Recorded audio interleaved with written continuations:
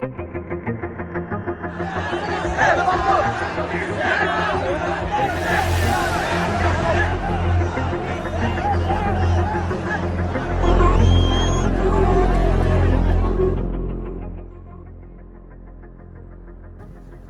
அன்பான வணக்கம். இன்னும் ஒரு பதிவில் நான் இப்போ உங்கள் முன்னாடி இருக்கேன். இப்போது நாங்கள் கடந்த கால 74 வருட ஒரு வரலாறாக பேசுகிறோம். அப்போது நம்ம கடந்த கால 74 வருட காலமாகவே யாரோ ஒருவர் வந்து இதை செய்வாங்க அப்படின்ற எதிர்பார்ப்பு இருக்குது நம்மளால். அப்போ இந்த எதிர்பார்ப்புகள் எல்லாமே இவ்வளோ காலமாகவே நம்மால் செயல்பட முடியவில்லை. ஏன் அப்படின்ற காரணத்தை பார்த்தா நமக்கு இருக்கிற ஒரே பிரச்சனை தான், யாரோ வந்து ஒருத்தர் செய்யறத நம்பி நம்பி நம்பியே நாங்கள் அதை பழக்கமாகவே கொண்டு போயிட்டோம். அதனால வேண்டியே எங்களுக்கு ஒவ்வொரு விஷயமும் ஒவ்வொரு வேலை திட்டமும் நமக்காகவே நம்ம பரம்பரைக்காக செய்யக்கூடிய ஒவ்வொரு விஷயங்களையும் நம்ம பின்தங்கி போய்கிட்டு இருக்கோம். இதுக்கான காரணம் என்னன்னு பார்த்தா, உண்மையிலேயுமே நம்ம எடுக்கும் தீர்மானங்கள்னாலவே நமக்கு இவ்வாறான செயல்பாடுகளை, அசௌகரியங்களை முகம் கொடுக்க வேண்டியதா இருக்கு. இதனாலவே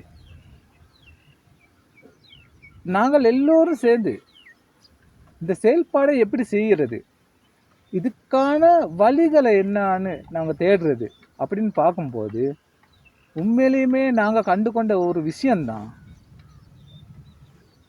நம்ம எடுக்கிற நாளைய தீர்மானங்கள் சரியானதா அப்படின்ற யோசிக்கிற மனப்பான்மை நம்மளோட வந்திருக்கு. ஆகவே இப்பையும் கூட இந்த அரசியல் இருக்குது, ராஜ்யம் ஒன்று இருக்குது, இதெல்லாம் இருக்குது. இருந்தாலும் கூட நாங்கள் எதிர்பார்க்குற அந்த வேலை திட்டங்கள் வந்து நமக்கு கிடைக்க மாட்டேங்குது. நம்மளுடைய சன்னதிகளுக்கு அது போய் சேர மாட்டேங்குது. அதனால் வேண்டி நான் சொல்கிறேன் என்னன்னா சொன்னால், நம்ம எல்லோரும் ஒன்று சேர வேணும். ஏன் நம்ம எல்லாமே ஒன்று சேராமல் பிரிந்து இருக்கிறோம் அப்படின்றது யோசிக்க வேண்டியதாக இருக்குது. இப்போ பாருங்கள், மதத்தை எடுத்துக்கிட்டால் பிரிவினையாக இருக்குது, ஜாதியை எடுத்துக்கிட்டால் பிரிவினையாக இருக்குது. ஒவ்வொரு விதத்துலேயுமே நம்மளை பிரித்து வச்சு இவங்க அவங்களுக்கு தேவையான விஷயங்களை செஞ்சுக்கிட்டு இருக்காங்க. அதனால் வேண்டியே நமக்கு, நம்ம பரம்பரைக்கு, நம்முடைய எதிர்காலத்துக்கு செய்ய வேண்டிய சகலதுமே பின்தங்கியே போய்கிட்டு இருக்கு. அதனால் வேண்டி இதை நம்ம செயல்படுத்தணுமா இருந்தால், நமக்கு ஒரு விடிவு காலம் வரணுமா இருந்தால் நம்ம எல்லாரும் ஒன்று சேரணும். அந்த ஒன்று சேரத்துக்கான வழிகளை நம்ம தான் தீர்மானிக்கணும். அப்போனா ஜாதியாக பிரிந்து இல்லாமல், மதமாக பிரிந்து இல்லாமல், சிங்களவர்கள், முஸ்லிம்வர்கள், கிறிஸ்தவர்கள் அப்படி வேறுபாடாக இல்லாமல் நம்ம எல்லோருமே ஒன்றா கூடி செயல்பட்டால் மட்டுமே தான் இந்த இளைஞனுடைய நாங்கள் நினைக்கிற ஒவ்வொரு விஷயமும் சரி வர நமக்கு நடக்கக்கூடிய அந்த வழிகள் வரும், அந்த தீர்மானங்கள் வரும். ஆகவே ஒரு நபரால் செய்யக்கூடிய விஷயம் இல்லை இது. ஒட்டுமொத்த இளைஞராக நம்ம எல்லாமே ஒன்றா சேர்ந்து செய்யக்கூடிய ஒரு விஷயம்தான். அந்த காலம் வரைக்குமே இது இப்படியே தான் தொடர்ந்துக்கிட்டு போகும். நீங்கள் நினைக்கலாம், ஒருத்தர் வந்து செஞ்சு போயிட்டு திரும்பறக்கா வந்து இப்போ புது ஒரு விஷயத்தில் இறங்கி இந்த செஞ்சால் இது செயல்படும் நினைக்கிறதா இருந்தால் அது முதலாவது தப்பாக இருக்குது.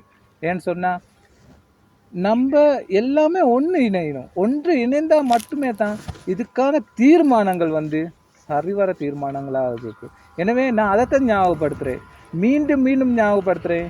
இந்த விஷயத்தோ, இந்த இலங்கையோட பிரச்சனைக்கோ தீர்மானங்கள் இருக்குது, நம்ம கையிலே தான்.